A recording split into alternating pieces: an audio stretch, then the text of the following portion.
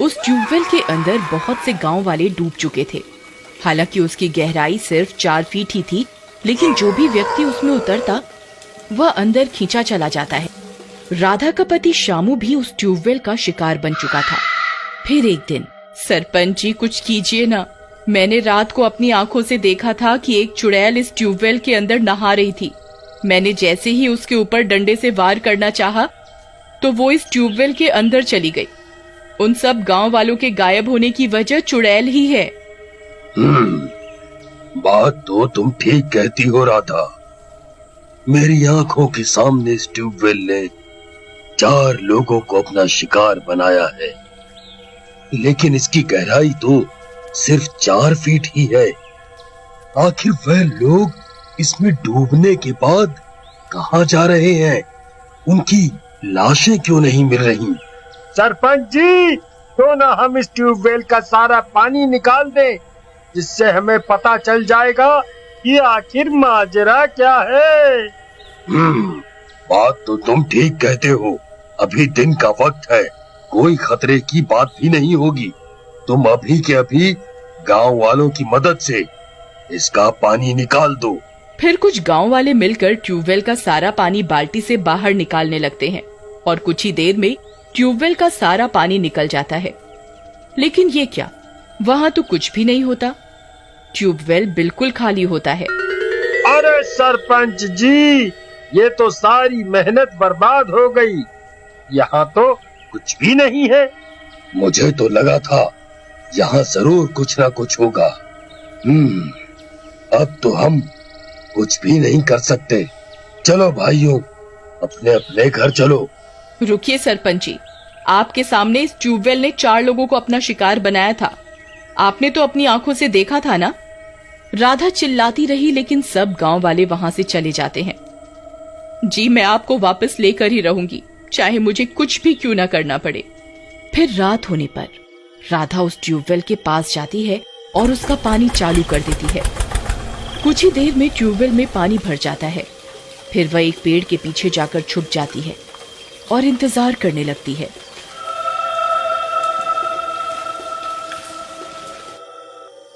फिर कुछ देर बाद उसे ट्यूबवेल से डरावनी डरावनी आवाजें सुनाई देने लगती हैं। हे भगवान, ये कैसी आवाजें हैं? ये आवाजें तो उसी ट्यूबवेल से आ रही हैं। कहीं मैंने इसमें पानी भरकर कोई गलती तो नहीं कर दी? तभी थोड़ी देर बाद एक औरत उस ट्यूबवेल से निकलती है। उसकी पीठ होने की वजह से राधा उसका चेहरा नहीं देख पाती। पीछे से वह औरत बिल्कुल चुड़ैल की तरह लग रही होती है। उसके बाल बिखरे हुए होते हैं। दया रे दया, ये तो वही चुड़ैल है जिसे मैंने उस दिन देखा था। यही है जो गांव के लोगों को इस ट्यूबवेल के अंदर खींच लेती है। अब मैं क्या करूं? मुझे अभी इसके बारे में गांव वालों को बताना होगा। फिर वह भागती हुई सरपंच के पास जाती है और उसे पूरी बात बताती है। फिर सरपंच कुछ गांव वालों को अपने साथ लेकर वहां पहुंच जाता है। वह चुड़ैल अभी भी वहीं उस ट्यूबवेल में बैठी हुई होती है। सब गांव वालों की आंखें उसे देखकर फटी की फटी रह जाती हैं। हे भगवान, ये तो कोई चुड़ैल लग रही है सरपंच जी। हम इंसान इसका मुकाबला कैसे करेंगे? भाई, हमें कुछ ना कुछ तो करना ही होगा। एक काम करो, एक रस्सी लाओ और इसके ऊपर डाल दो। फिर एक गांव वाला कुछ रस्सियों का इंतजाम करता है। तभी उस चुड़ैल को गांव वालों की आहट सुनाई दे जाती है। वो अपनी गर्दन को पीछे घुमाती है। उसकी शक्ल बहुत डरावनी होती है। सब गांव वाले उसे देखकर थर-थर कांपने लगते हैं। अरे मर गए रे, ये तो बहुत खूंखार लग रही है सरपंच जी। ये तो हमें जिंदा ही चबा जाएगी। अब क्या करें?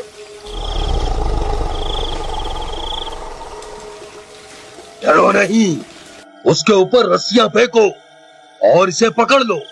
फिर गांव वाले उसके ऊपर रस्सियां फेंकते हैं और उसकी गर्दन को फंसा लेते हैं। चुड़ैल तड़पने लगती है और छटपटाती हुई पानी के अंदर जाने लगती है। छोड़ना नहीं भाइयों, इसे हाथ से जाने नहीं देना है, पकड़े रहो। फिर वो चुड़ैल पानी के अंदर घुस जाती है। सरपंच जी, ये तो पानी के अंदर चली गई, अब क्या करें? सब लोग रस्सी पकड़े रहो, कोई भी रस्सी मत छोड़ना। तभी एक एक करके सबकी रस्सियां उनके हाथ से छूट जाती हैं। अरे कमबख्तों, तुम सबने रस्सियां क्यों छोड़ दी? जल्दी आओ, मेरी मदद करो, मैं अकेला इस रस्सी को नहीं पकड़ सकता। फिर सभी गांव वाले कालू के पीछे रस्सी पकड़ पकड़ कर खड़े हो जाते हैं। दम लगा के हाइसा, दम लगा के हाइसा। तभी ट्यूबवेल के अंदर से किसी के गुर्राने की आवाज आती है और रस्सी ट्यूबवेल के अंदर खींची चली जाती है। अरे मर गए रे, मुझे तो पहले ही पता था, ये बूढ़ा सरपंच सबको एक न एक दिन मरवा कर ही छोड़ेगा। और देखते ही देखते सब गांव वाले उस रस्सी के साथ उस ट्यूबवेल के अंदर चले जाते हैं और एकदम से शांति हो जाती है। वहां अब किसी गांव वाले का कोई नामो निशान नहीं होता। ये सारा मंजर एक गांव वाला देख लेता है। हे भगवान, ये कैसे हो सकता है? ये भूतिया ट्यूबवेल तो सब गांव वालों को निगल गया। अब क्या होगा? आखिर ये 4 फुट का ट्यूबवेल इतने सारे लोगों को कैसे डुबा सकता है? ऐसे ही चलता रहा तो एक दिन पूरा गांव ही इसमें समा जाएगा। हमें कुछ ना कुछ तो करना ही होगा।